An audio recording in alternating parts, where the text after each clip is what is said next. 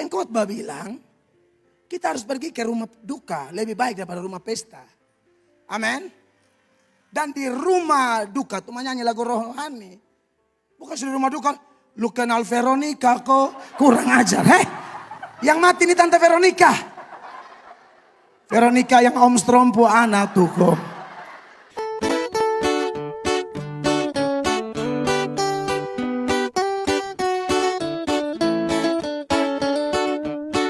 Puji Tuhan, shalom. Mari Bapak Ibu kita buka 2 Korintus 4 ayat 13, 14 dan 15. Mari kita baca ketiga ayat ini bersama-sama Bapak Ibu dalam hitungan ketiga ya. 2 Korintus 4 ayat 13, 14, 15, 2 dan 3. Namun karena kami memiliki roh iman yang sama, seperti ada tertulis, aku percaya, sebab itu aku berkata-kata. Maka kami juga percaya dan sebab itu kami juga berkata-kata. 14. Karena kami tahu bahwa Ia yang telah membangkitkan Tuhan Yesus akan membangkitkan kami juga bersama-sama dengan Yesus. Dan Ia akan menghadapkan kami bersama-sama dengan kamu kepada dirinya. 15. Sebab semuanya itu terjadi oleh karena kamu, supaya kasih karunia yang semakin besar berhubung dengan semakin banyaknya orang yang menjadi percaya, menyebabkan semakin melimpahnya ucapan syukur bagi kemuliaan Allah. Tepuk tangan buat firman Tuhan. Bapak Ibu jemaat yang diberkati oleh Tuhan Yesus, kita masih membahas seri khotbah Light Affliction for Eternal Glory. Penderitaan ringan bagi kemuliaan kekal. Dan ini adalah minggu ke-8 seri khotbah ini dibahas. Tidak semua dibahas oleh saya. Ada juga minggu lalu Ibu Gembala dan beberapa waktu lalu ada pendeta-pendeta lain yang Tuhan pakai juga untuk menyampaikan firman di bawah tema Like Affliction for Eternal Glory. Tetapi saudara-saudara, khusus porsi saya adalah saya membahas 2 Korintus pasal 4 yang ada 18 ayat. Kita sudah bahas dari ayat 1 sampai ayat 12, juga sudah sentuh ayat 13. Tapi karena masih ada hal lain yang perlu saya persoalkan juga sebagai tambahan penting di minggu ini kepada jemaat sekalian, maka kita membaca ayat 13, ayat 14 dan ayat 15.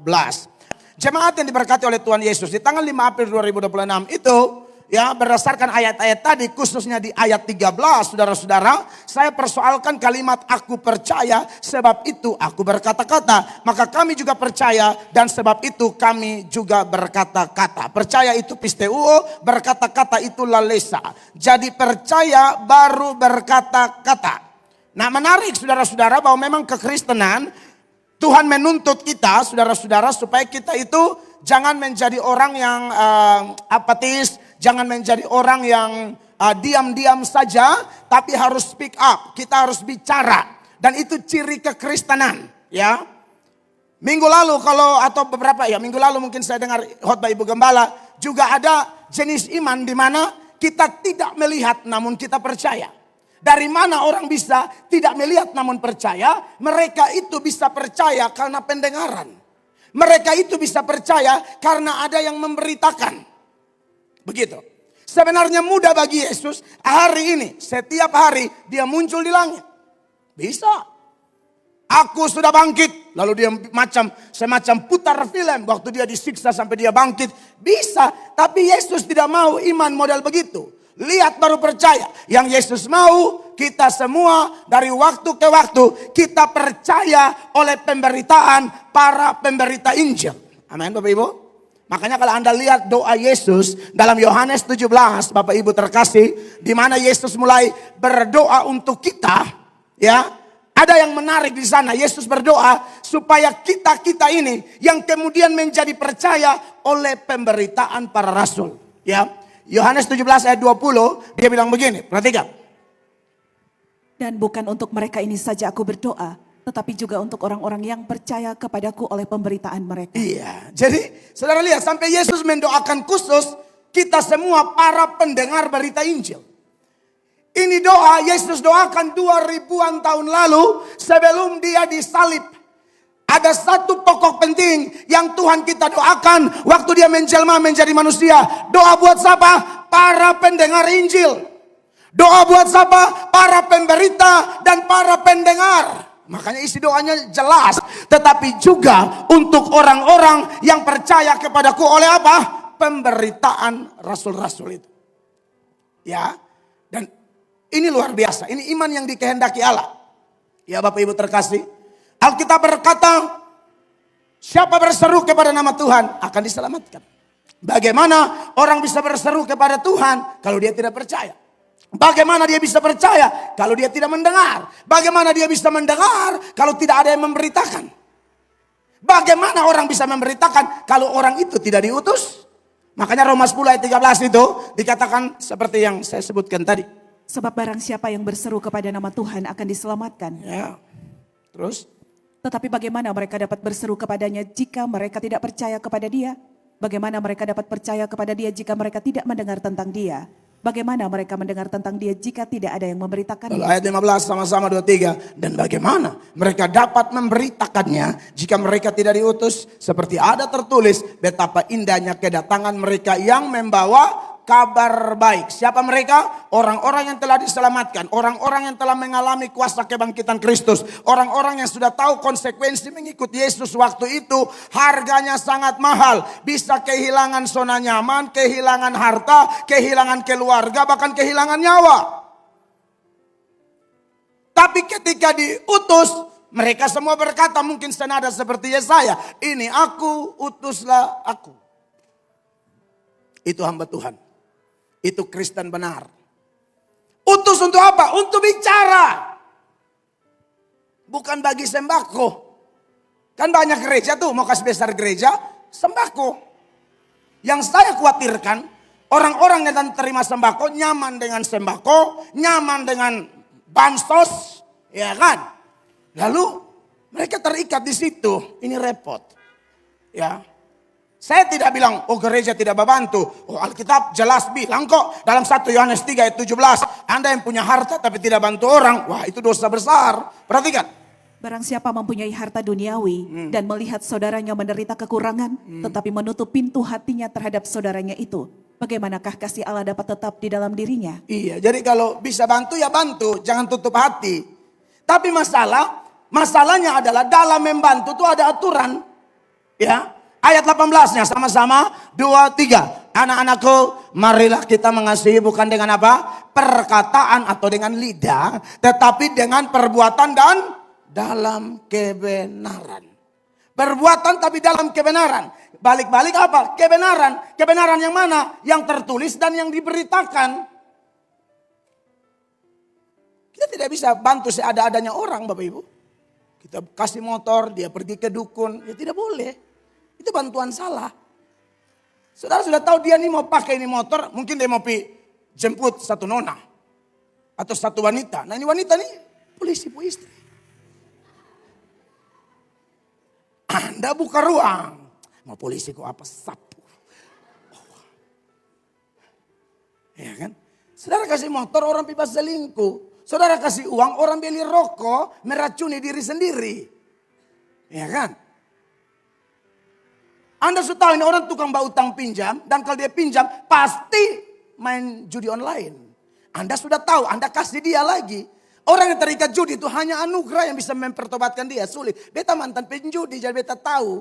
Dompu alasan akan banyak tapi ujung-ujung main judi.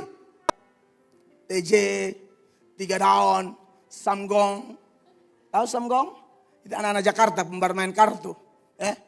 Sini apa lah? Kuru-kuru, bola guling. Pas dia pasang di palang hitam nih. Bola guling. Lari bola kuning. Maksudnya sudah di palang kenapa lu lari bola? Kenapa ekspresi saya setotal ini? Saya alami dulu beta.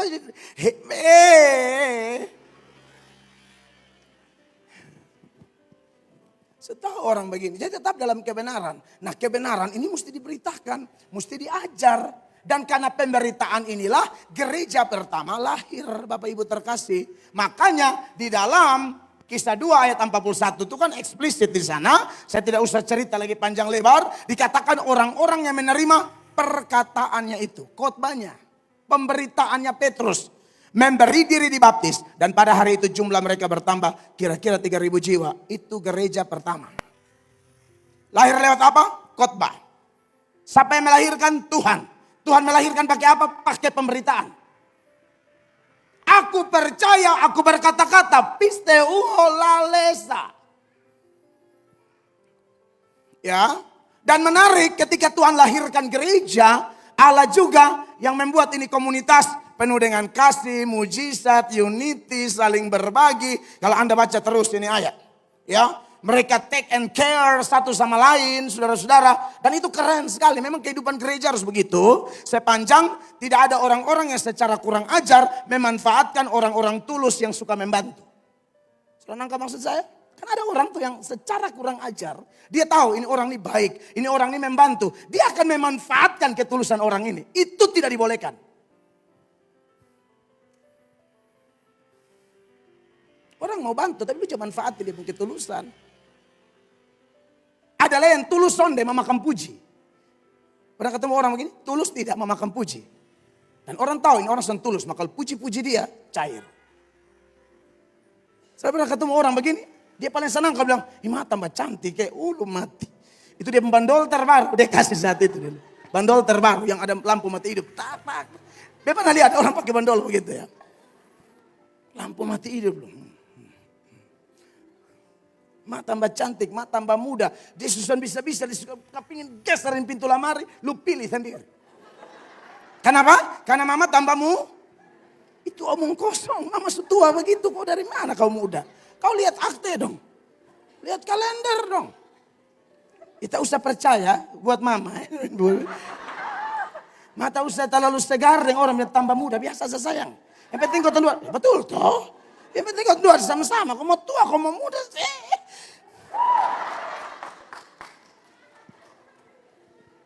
Kenapa dan tua? Memang tua. Kau son tua, son mati. Kau son mati, son di sorga. Jadi harus tua.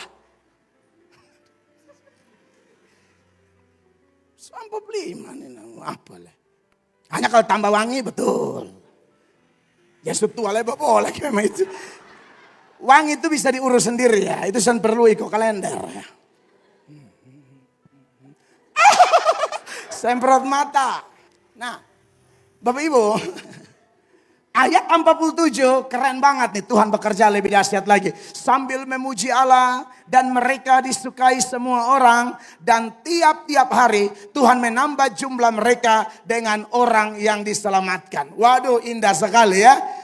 Khotbah begitu powerful dan khotbah begitu produktif, khotbah begitu menghasilkan. Ada 3.000 jiwa dipertobatkan oleh Allah, ada 3.000 jiwa dilahir barukan oleh Allah. Itu keren, itu luar biasa. Dan 3.000 jiwa ini, ya saya pakai bahasa saya, dimanja-manjain oleh Tuhan. Ada mujizat, ada unity dan seterusnya. Bahkan ayat ini berkata mereka disukai semua orang. Siapa yang membuat mereka disukai orang pasti Tuhan juga. Siapa yang melakukan multiplikasi, pelipat gandaan, penambahan jiwa-jiwa, Tuhan juga. Semua Tuhan. Amin Bapak Ibu. Kristen harus ingat itu ya. Roma 11 ayat 36. 1, 2, 3. Sebab segala sesuatu dari Dia dan oleh Dia dan kepada Dia, bagi Dialah kemuliaan sampai selama-lamanya. Semua dari Dia, segala sesuatu tanpa kecuali.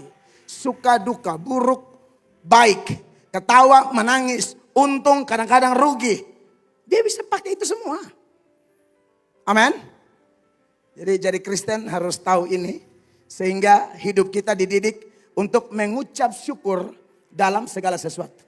Ya, Pengkhotbah 7 ayat 14, jangan lupa itu ayat jemaat-jemaat terkasih. Karena kedengar kabar dunia nanti akan tambah susah, akan ada krisis di pertengahan tahun dan lain sebagainya. Kalau itu terjadi berarti kehendak Tuhan. Bukan jagonya para pakar memprediksi. No, pasti Tuhan punya rencana. Ya, dikatakan apa? Perhatikan. Pada hari mujur bergembiralah. Yep. Tetapi pada hari malang ingatlah. Oh iya dong. Bahwa hari malang ini pun dijadikan Allah. Seperti juga hari mujur. Supaya manusia tidak dapat menemukan sesuatu mengenai masa depannya. Jelas ya Bapak Ibu ya. Jadi ini bukan khotbah asal bunyi. Ada bukti, ada data. Dan datanya adalah firman Tuhan sendiri. Ya, Tuhan pakai ini otak, Tuhan pakai ini mulut hanya untuk omong di ayat. Bukan beta pu ayat. Pada hari bujur, bergembira, senang, bikin syukuran sayang. Karena orang Kupang paling suka syukuran. Kucing pun kaki urut sembujuk syukuran. Bahari malang ini pun dijadikan Allah. Makanya kenapa ada ayat-ayat seperti Efesus 5 ayat 20 yang mengajarkan kita begini. Ucaplah syukur senantiasa atas segala sesuatu. Suka duka, untung rugi, baik tidak baik, sakit sehat. Itu semua, segala sesuatu. Segala sesuatu dari dia, maka segala sesuatu harus disyukuri. Tidak ada bilang, yang ini dari setan. Tidak ada, setan bisa juga karena Tuhan izinkan. Setan bisa ambil alih goyang itu ayo ekonomi apa keluar. Tuhan bilang silakan. Kalau Tuhan tidak bilang dia tidak mungkin tembus. Apa? Kuasa apa yang bisa ganggu Anda? Tidak. Jadi segala sesuatu tentang dia sebenarnya. Bukan tentang setan, bukan tentang kitanya sendiri. Tentang Bapa, tentang Anak, tentang Roh Kudus. Ucaplah syukur senantiasa atas segala sesuatu dalam nama Tuhan kita Yesus Kristus kepada Allah dan Bapa kita. Nah, kenapa tahu-tahu saya antar kita, lebih tepatnya Tuhan. Kenapa Tuhan antar kita kepada ayat-ayat ini?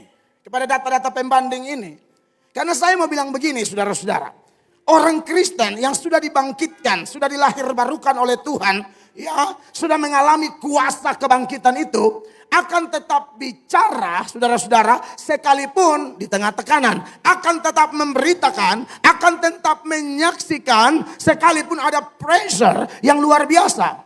Betul, data seperti Kisah Rasul 2 tadi, mereka disukai semua orang dan Allah menambahkan jumlah jiwa-jiwa, itu bisa terjadi. Tapi dari mimbar ini, dari gereja ini saya sering ingatkan kita untuk selalu ready. Ready-nya apa? Kalau lagi diberkati, siap-siap, masalah mau datang. Catat omongan saya nih. Kalau lagi diberkati, lagi dalam zona nyaman, lagi aman-aman, kamu harus berjaga-jaga. Aku harus berjaga-jaga. Karena biasa Tuhan kerja selang-seling. Berkat proses, berkat pemurnian, penghiburan, cubitan mesra, macam-macam. Harus siap. Syukur-syukur saat kita bicara, yang dengar kita langsung respon, ya langsung terima, syukur. Tapi bagaimana kalau Anda dan saya diizinkan Tuhan, Tuhan pertemukan kita dengan orang-orang yang anti Injil, anti damai, anti kekudusan, anti pertobatan, anti persekutuan. Saudara mau ngomong apa? Kalau yang tadi enak, 1 kali khotbah 3.000 bertobat. Setelah khotbah terjadi multiplikasi lagi. Stefanus 1 kali khotbah mandi batu. Petrus, Stefanus sama-sama hamba Tuhan murni, sama-sama dimeteraikan bahkan dipenuhi Roh Kudus, sama-sama bicara Injil. Efeknya beda. Satu dapat panen besar, satu dapat batu besar. Satu dapat 3.000 jiwa, yang satu mungkin dapat 3.000 batu. Tapi Stefanus luar biasa. Dia tetap bersyukur. Dia tetap berdoa. Itu Tuhan tuh hebat luar biasa. Tuhan luar biasa. Secara jujur kitab suci memberi informasi itu. Stefanus tidak protes dan berkata, ya Tuhan pun sialai. Tidak ada. Ada saudara yang doa begitu? Bertobat. Minta ampun kalau berkata, Tuhan itu kenapa aku mau begitu? Kan ada orang yang begitu. Doa menangis bukan Roh Kudus jama, bukan. Mantan segonceng baru. Orang yang baru ini pempalo lebih kuat dari dia yang dulu. Kalau dia pun dulu kan agak longgar begini. Kayak polo-polo bodoh tuh. Kalau ini sudah terlatih. Sampai kakak hosa. Sampai bolok. Kan ini nona rota, dia mau antar ferry. Ya kemana lagi? Bolok. Ferry lambat. 4 jam sampai Pantai Baru. Nah. Makanya dia bilang, aduh Tuhan, percuma saya. Suka semua, Tuhan semua.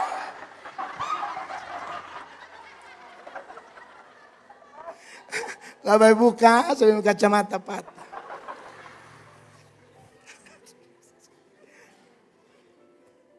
Lu yang bodoh. Siapa yang suruh kasih semua? Hah? Lu jutaan lu. Dia Dia pacaran dan cari siapa? Saya bilang, kakak beta ini total. Dia masuk, dia akan kasih semua gitu loh. Geblek.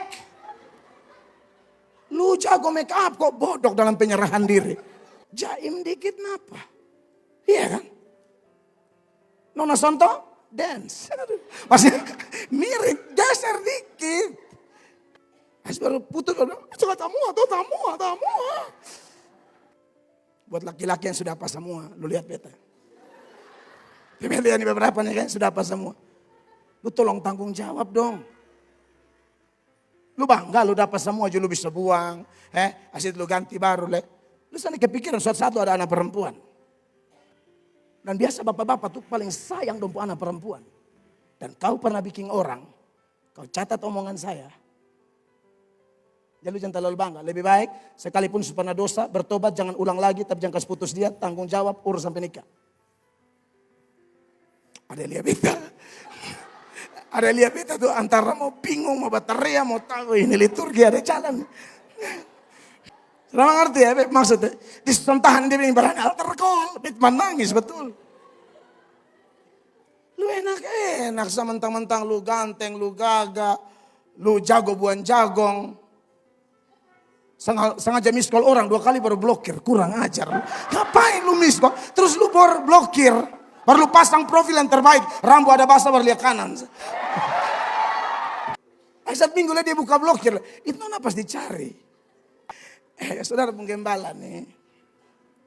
Ya kan. Dulu ada tergabung di satu perguruan yang isinya ini semua.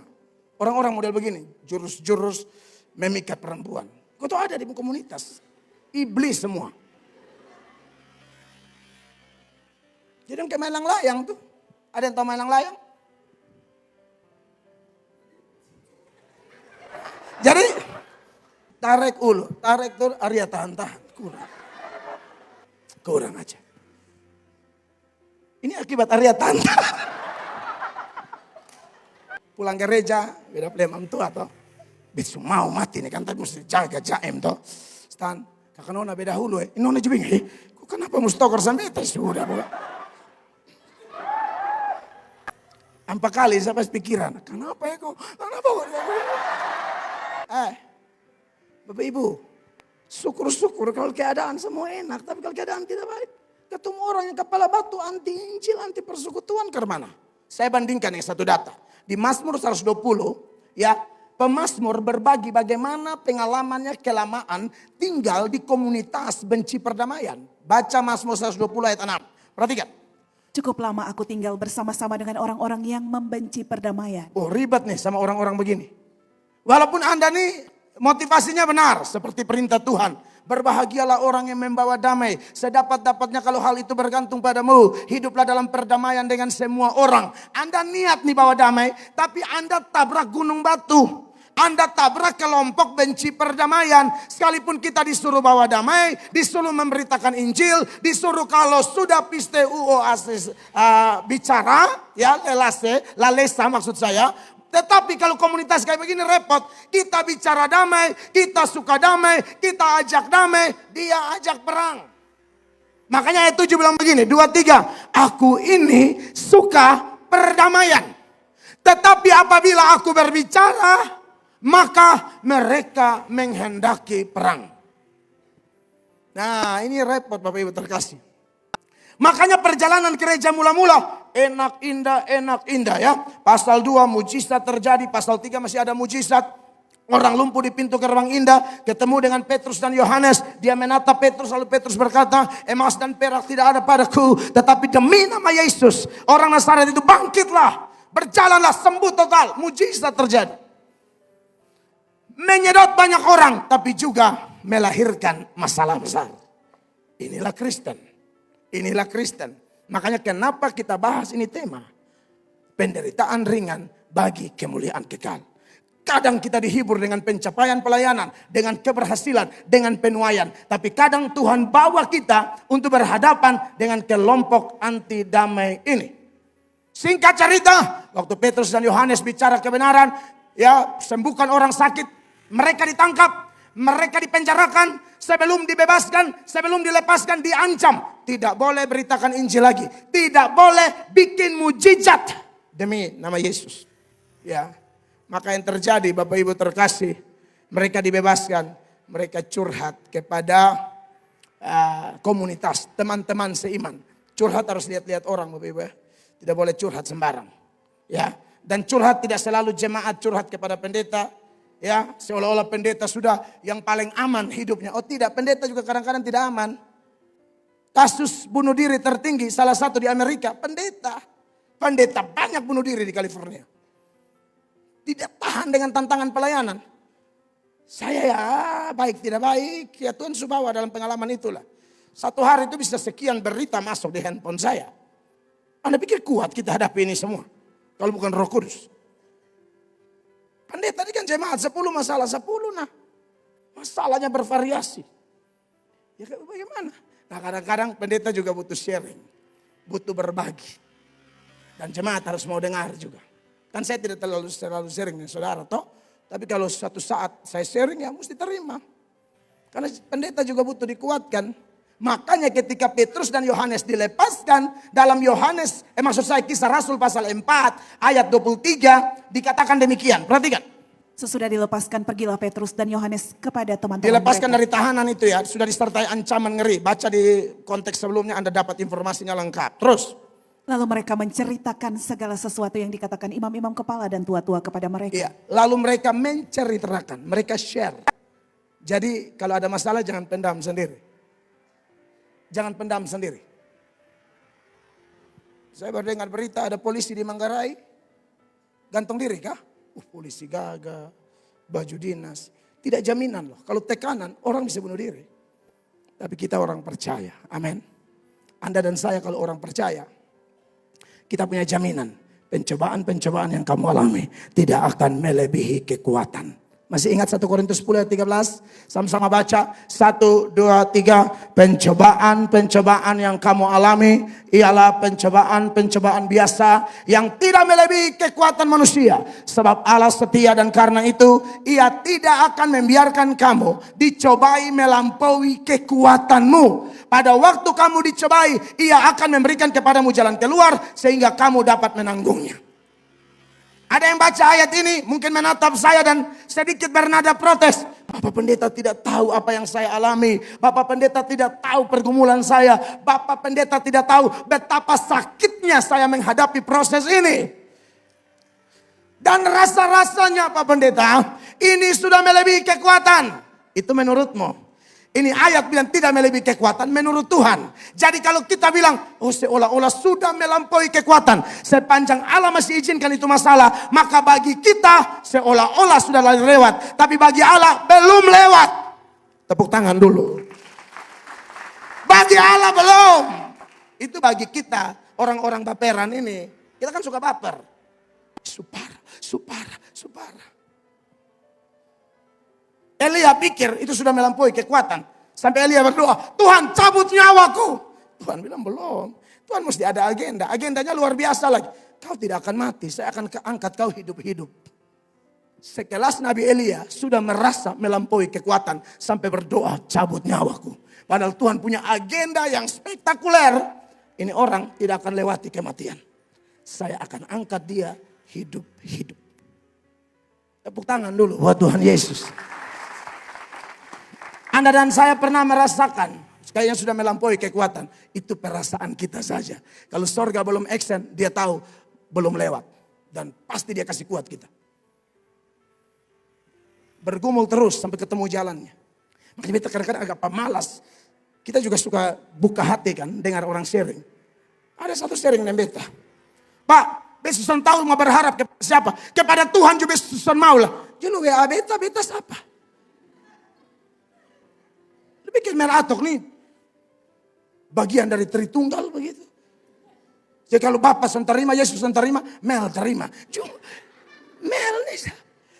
Beta langsung bilang, aduh nah sudah lu ngomong apa nih beta. Dia bilang Tuhan justru sentuh dia. Dia bisa sentuh lu. Maksudnya. Dia tidak mungkin. Dia tetap ngotot tidak. Tuhan sebuang. Laki-laki bukan ibu-ibu. Laki-laki. Kalau otak begini, Tuhan suruh bilang, lu masih hidup tuh Tuhan buang di mana? Lu ada hela napas tuh. Tuhan tidak buang tuh. toilet, napas apapun napas. Lumbai dari kefa. Itu tuh Tuhan Allah punya. Amin. Masih hilang napas, dia bilang, bisa Tuhan mampu lah. Pokoknya sebelum bab Tuhan tekan tombol di atas, aman. Hela. Makanya kisah 4:23 itu keren sekali. Ya, dikatakan sesudah lepaskan perdikat Petrus dan Yohanes kepada teman-teman mereka, lalu mereka menceritakan segala sesuatu yang dikatakan imam-imam kepala dan tua-tua kepada mereka. Lalu ayat 24 ini harus seimbangkan antara share dan berdoa ya. Jangan sharingnya kebanyakan, doanya sedikit. Oke, sharing kita benarkanlah karena data ini membantu kita. Ketika teman-teman mereka mendengar hal itu, nah ini saatnya berseru. Saatnya berdoa. Di sini rumah Tuhan yang saudara biasa tabur uang, kau sumbang, kau gereja subhadir. Ini gereja tak buka terus, ada hari berdoa. Di sini datang kau doa. Kalau rasa belum doa sendiri, doa di sini. Jadwalnya jelas. Kita tahu masalah banyak, ya berdoa banyak tuh. Lucu juga kalau ketemu orang, ih terlalu stres, masalah terlalu berat. Kakak pun doakan mana? Wih mau doakan mana? Aku masalah begini banyak. Justru doa itu senjata yang Tuhan kasih untuk hadapi itu banyak-banyak masalah tuh. Bukan telepon keliling seluruh NTT dari Atapupu sampai Labuan Bajo. Amin, Bapak Ibu terkasih. Saya harap jemaat terkasih kita tidak padam ya. Bahkan kita yang percaya dan diminta untuk bicara. Saya yakin dalam tekanan apapun, ya ini tambahan penting yang memang saya harus tekankan ini hari, bahwa kita tidak mungkin benar-benar padam. Kalau sepintas kita kelihatan loyo, ya mungkin bisa alami seperti Elia, bisa alami seperti Yunus mungkin. Tetapi yang saya yakini bahwa karena orang percaya sejati sudah dimeteraikan dengan Roh Kudus, maka Roh itu akan menolong kita. Maka kita tidak akan benar-benar padam. Hanya kelihatan saja loyo, stagnan, bahkan kelihatan mau mundur. Tapi kita akan bangkit. Makanya setelah dia doa panjang lebar, ya berserulah mereka bersama-sama kepada Allah, katanya, ya Tuhan, Engkaulah yang menjadikan langit dan bumi, laut dan segala isinya. Artinya Engkau Allah yang menjadikan dari tidak ada menjadi ada. Termaksud masalah kita dari tidak ada Allah izinkan ada. Jadi kalau Allah izinkan ada, dia pasti tanggung jawab. Langit dan bumi saya dia bikin dari tidak ada jadi ada kok. Apalagi cuma masalah keuanganmu, masalah berdoa pasangan hidup, masalah berdoa pekerjaan, masalah berdoa pelayanan, masalah parkiran gereja kita. Allah pasti siap. Allah pasti siap. Dia yang bangun ini gereja. Bukan kita. Dia yang bangun ini gereja. Dia yang paling bertanggung jawab. Ini bukan gereja saya. Ini gereja Tuhan Yesus. Ini gereja Tuhan Yesus. Masa dia kerja setengah-setengah? Sonde mungkin. Mereka membesarkan Allah daripada membesarkan masalah. Belajar masalah sebesar apapun. Allah yang dibesarkan. Bukan masalah itu. Semakin kita membiasakan diri membesar-besarkan Allah, masalah besar bisa jadi kecil, bisa jadi enteng, bisa jadi mudah diatasi. Kalau kita lebih membesar-besarkan masalah, masalah kecil pun akan membesar, akan menekan dan akan bikin stres. Dan seterusnya. 29-nya mereka bilang begini, ini keren, perhatikan. Dan sekarang ya Tuhan, lihatlah bagaimana mereka mengancam kami. Ya. Dan berikanlah kepada hamba-hambamu keberanian untuk memberitakan firman-Mu. Oh ini luar biasa. Pendeta Budi Asali mengatakan bahwa orang-orang ini doa kategori mati bagi diri sendiri. Kalau doa main aman, Tuhan kas mati itu orang-orang yang ancam kami. Kan begitu. Tapi ini tidak. Tuhan tambahkan keberanian. Semakin berani, semakin berpotensi ditangkap dan dibunuh. Tapi mereka tidak mau mati-mati deh. Yang penting orang lain selamat. Karena orang selamat melalui pemberitaan kami. Aku percaya, aku bicara. Jadi sekalipun ada tekanan yang aku persoalkan adalah berikan, tambahkan keberanian kepadaku. Untuk aku bicara Injil. Karena Injil itu disebut Injil apa? Perhatikan Efesus 6 ayat 15. Injil itu adalah Injil damai sejahtera. Perhatikan. Kakimu berkasutkan kerelaan untuk memberitakan Injil damai sejahtera. Wow. Kakimu di situ, mu di situ, bukan pendeta, jemaat. Tugas beritakan Injil bukan cuma pendeta. Semua kita ini harus punya kerelaan ngomong firman. Ini Paulus sedang tulis kepada jemaat di Efesus, Melatok sedang kutip omong kepada jemaat di sini. Kita harus sama-sama punya kasut kerelaan, sukarela, siap, selalu ready. Bicara nama Tuhan. Dengan penuh hikmat, lihat timing yang tepat, pintar kontekstual, saya yakin Roh Kudus akan fasilitasi kita. Pasti. Asal berserah betul, jangan setengah-setengah. Amin Bapak Ibu. Ya ini saya mau bakar kita ya. Dan biasanya kalau bicara begini ada dapat serangan, penderitaan. Karena ini kan konteksnya misalnya Efesus 6 ayat 15. Ini kan perlengkapan senjata Allah. Salah satu cara memerangi setan adalah beritakan Injil. Waktu kita beritakan Injil, kita sedang serang pertahanan setan. Dia pasti ngambek. Setan pasti marah. Tapi biarkan dia marah. Asal Tuhanku menjagaku, kemarahan setan tidak ngefek sama sekali. Kecuali dia lepas tangan, memang ancur kita. Tapi apakah dia pernah bilang aku lepas tangan kepada yang mencintai dia? Tidak. Dia jaga kita seperti biji matanya. Makanya Tuhan kalau kasih kesempatan tuh beta teriak. Beta teriak. Beta yakin dia jaga beta. Bukan cuma di NTT. Silakan cek khotbah saya di YouTube. Mau di Kalimantan, mau di Malang yang jelas-jelas gerejanya minoritas, saya teriak besar-besar. Di Pantai Karnaval Ancol Jakarta Utara beta teriak besar-besar. Bukan cuma Amazing Grace. Kenapa begini? Beta jago? No. Beta punya Tuhan yang kasih kuasa, kasih keberanian, kasih semangat. Speak up. Hal lain. Yang itu masih seputaran ayat 13. Saya memang sengaja baca dari ayat 13 dan 14 sampai 15 ya. Mungkin 15-nya minggu depan ya. Kita masuk ke 14. Coba baca ayat 14. Hal lain yang mau saya bagikan kepada jemaat malam ini. Perhatikan. Karena kami tahu bahwa Ia yang telah membangkitkan Tuhan Yesus akan membangkitkan kami juga bersama-sama dengan Yesus. Dan Ia akan menghadapkan kami bersama-sama dengan kamu kepada dirinya. Bapak Ibu, ada satu kalimat yang saya pikirkan sebagai poin penting yang perlu kita renungkan bersama.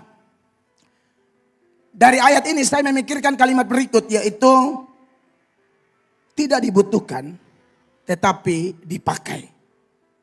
Tidak dibutuhkan tetapi dipakai. Siapa yang tidak dibutuhkan? Kita semua. Siapa yang tidak membutuhkan? Tuhan. Tuhan tidak butuh kita Bapak Ibu. Coba kasih tunjuk ayat 1 alasan Tuhan butuh kita.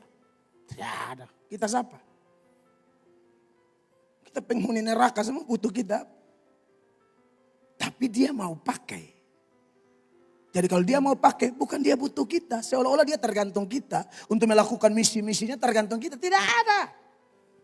Dari mana tahu-tahu ide tidak dibutuhkan tapi dipakai ini muncul berdasarkan ayat 14 ini.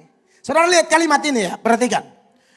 Karena kami tahu bahwa Ia yang telah membangkitkan Tuhan Yesus.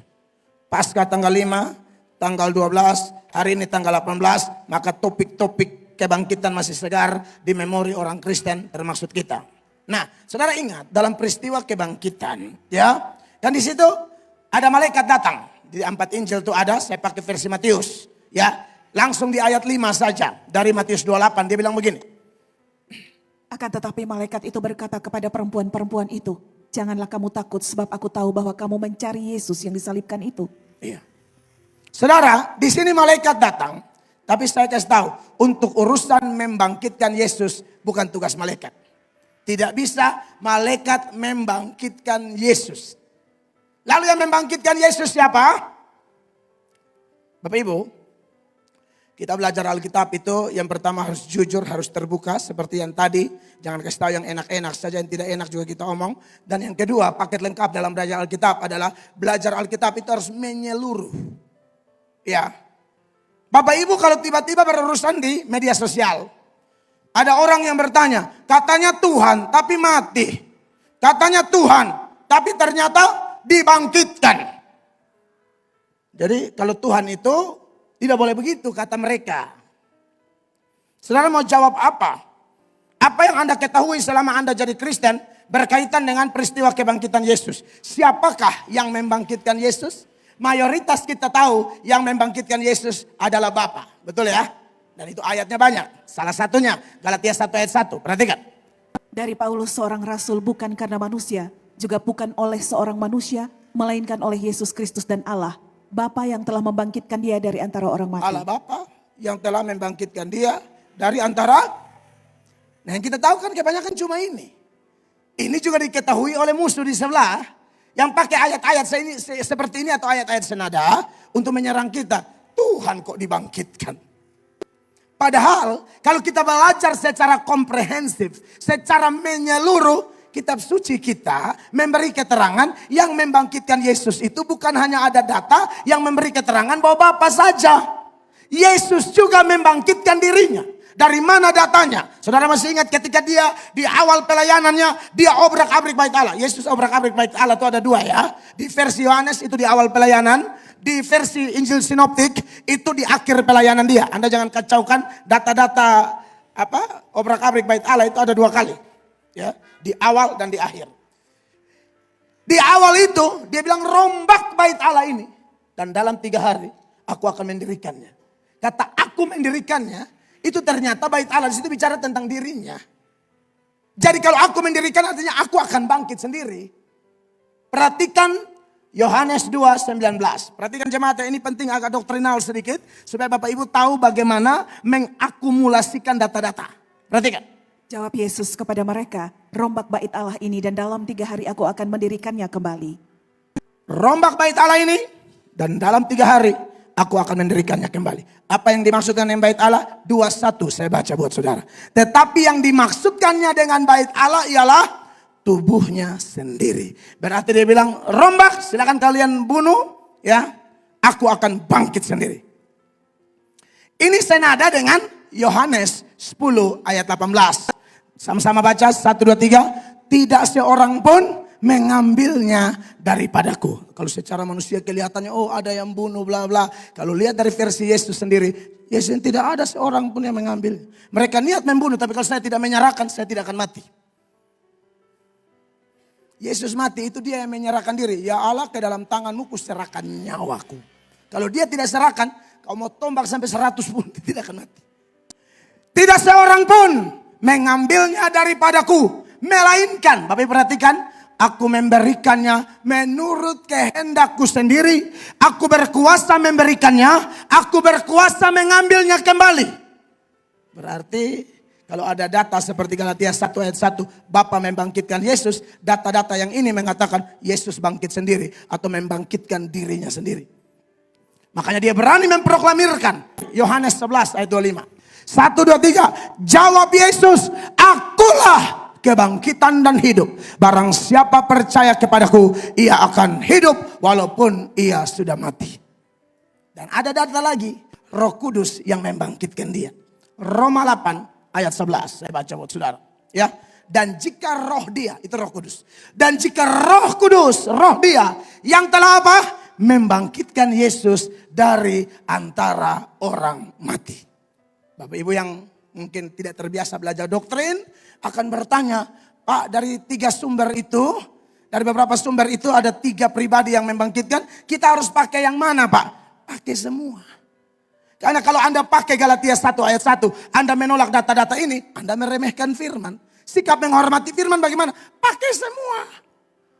Bapa membangkitkan Yesus, Yesus membangkitkan dirinya sendiri, Roh Kudus membangkitkan dia. Jadi peristiwa kebangkitan Yesus, Allah Tritunggal lah yang membangkitkan Yesus. Tepuk tangan. Itu cara belajar firman. Ya jemaat ya.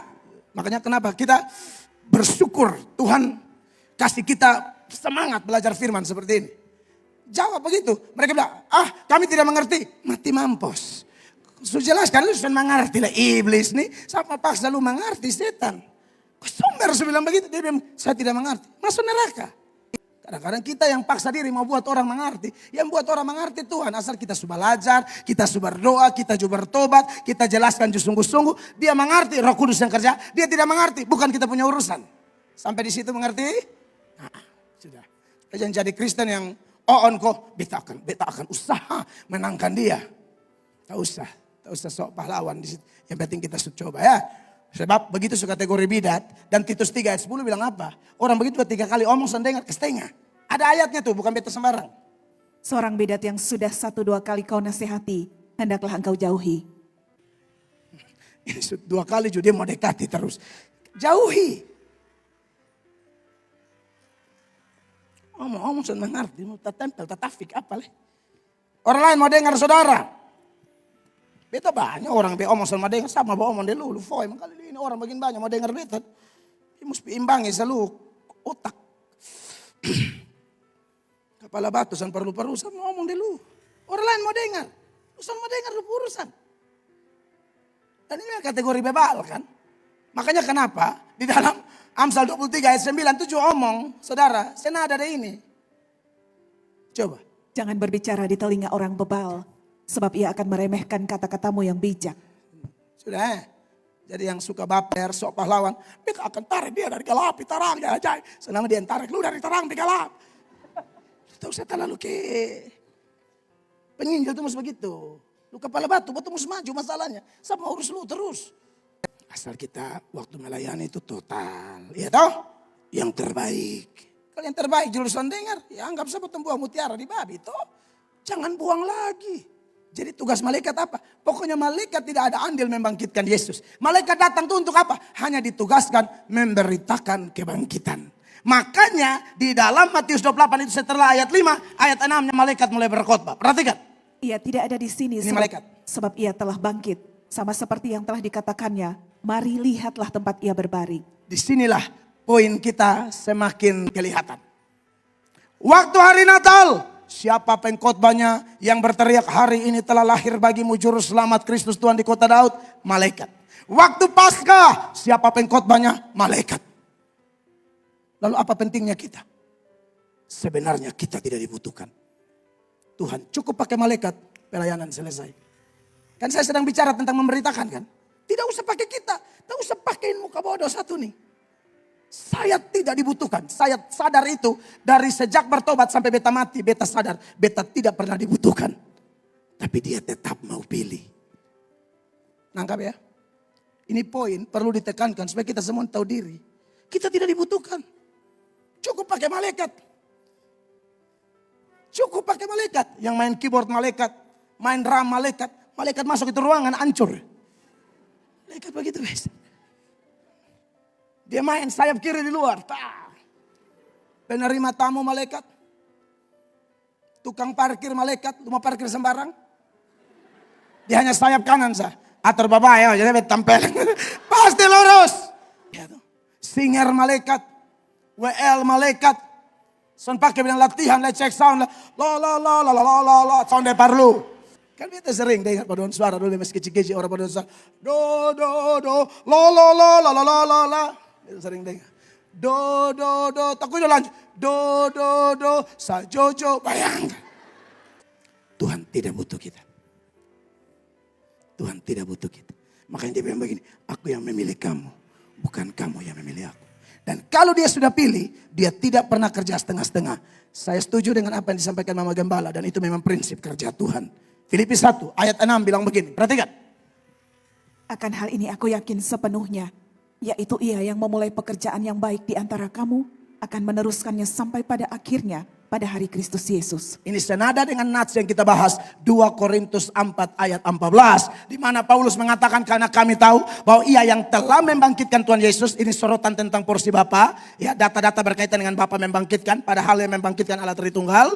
Akan membangkitkan kami juga. Rasul-rasul bersama-sama dengan Yesus. Dan ia akan menghadapkan kami bersama-sama dengan kamu kepada dirinya. Kalau dia sudah mulai, dia teruskan sampai pada akhirnya. Amin.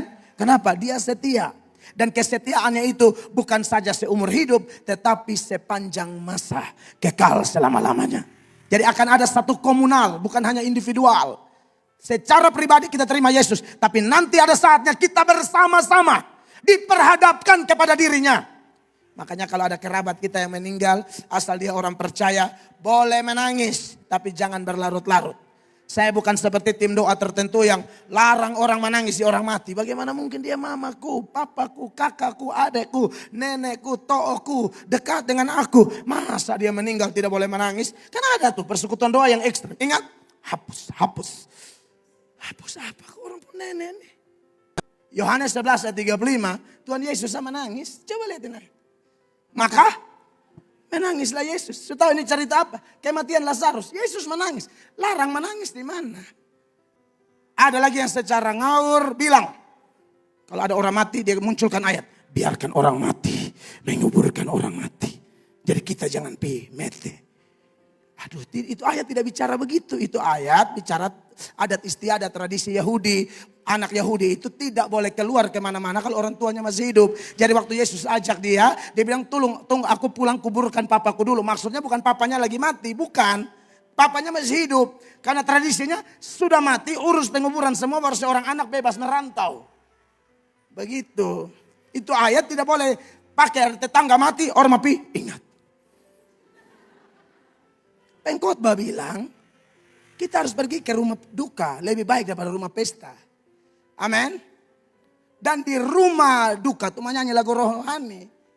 Bukan di rumah duka, lu kenal Veronica kok, kurang ajar. Yang mati ini Tante Veronica. Veronica yang Om Strompo anak tuh kok. Jangan cerita Injil, dan cerita Veronica. Bisa selalu pakai itu nada, tapi lu ganti dengan penginjilan. Lu kenal Tuhan Yesus kok. Amin. Tuhan Yesus yang pencipta langit dan bumi itu kok. Lu terima dia kok. Kalau belum nanti lu kena strom. Kan bisa. Lu salahnya di mana? Lu sana kreatif sih. Betsan larang. Beli beberapa ibu di sini kas menghadap mata baru hanya liris. Lu kenal Veronica kok. Oke. Tapi bisa tidak Anda pakai itu peluang untuk kasih tahu Yesus di orang. Amin. Lu kenal pendeta Melato kok. Dan balas, itu gembala yang kayak gila-gila tuh kok. Kurang ajar.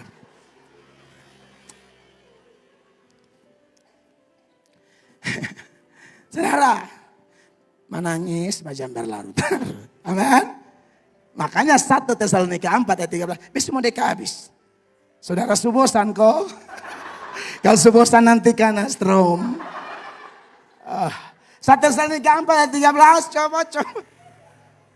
Silakan.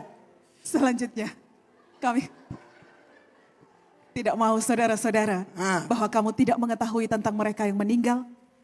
Supaya kamu jangan berduka cita seperti orang-orang lain yang tidak mempunyai pengharapan. Boleh menangis, tapi jangan menangis sampai 4 bulan setengah. Lu ada biar menangis nih Pak, tampeleng selalu. Lu pi kantor kok. Menangis. Apalagi kalau kerabat kita yang meninggal, orang percaya itu, dia enak di sorga sana. Lu menangis di sini. Bertutup kios. Buka sah. Tutup aja lu dari Veronica Om. Duka-duka tapi jangan berlarut-larut. Apalagi kalau tom papa, atau mama, kata sulayani. Beta sudah tahu, beta sedih loh. Orang tua meninggal, beta harus pimpin iba. Hanya beta tahu dong terima Yesus. Jadi ketong tenang. Dong lebih bahagia dari ketong. Ketong yang token listrik main bunyi. Mana ada token listrik main bunyi. Tidak ada lagi namanya kegelapan. Token bunyi sudah mulai panik harba biru. Bateria satu rumah. Wah pas lihat dulu itu listrik bunyi itu. Pas bateria lihat. Saya lihat dengar sama tonton. Bapak Ibu. Tak usah berlarut-larut. Amin. Kenapa? 14 sama-sama. 1, 2, 3. Karena jikalau kita percaya bahwa Yesus telah mati dan telah bangkit. Haleluya. Maka kita percaya juga bahwa mereka yang telah meninggal dalam Yesus akan dikumpulkan Allah bersama-sama dengan dia. Nanti pas dia datang, kalau saudara sudah meninggal, nanti dibangkitkan. Tapi kalau belum, asal kita orang percaya, kita akan mengalami rapture. Ya, lompat langsung 16. Sebab pada waktu tanda diberi, yaitu pada waktu penghulu malaikat berseru dan sangkakala Allah berbunyi, maka Tuhan sendiri akan turun dari sorga dan mereka yang mati dalam Kristus akan lebih dahulu bangkit. Iya, jadi ketemu saudara dan yang sudah meninggal dahulu. Jadi kita pengakuan iman Rasul itu betul. Di sini di dalam liturgi kita tidak ada, tapi saya percaya penuh itu pengakuan iman Rasul. Kebangkitan tubuh itu ada, hidup yang kekal itu benar. Tapi ada fenomena di mana ada yang belum mati. Nah, ini yang beta pernah berbagi, beta pernah doa minta jangan mati. Saya pernah berdoa. Karena beta lihat ada kloter yang ayat 17 nih. Perhatikan. Sesudah itu kita yang hidup yang masih tinggal akan diangkat bersama-sama dengan mereka dalam Tidak pakai awan. mati, langsung diangkat. Menyongsong Tuhan di angkasa. Demikianlah kita akan selama-lamanya bersama-sama dengan Tuhan. Wow, tidak dibutuhkan. Tapi setelah dia pakai kita, dia pilih kita, dia bawa kita dari berbagai proses penderitaan kepada kemuliaan. Tetap semangat jemaat Tuhan, tetap maju, tetap menyala bersama Yesus. Kita cakap melakukan perkara-perkara besar. Saya selesai, Tuhan dimuliakan. Mari kita berdiri bersama-sama.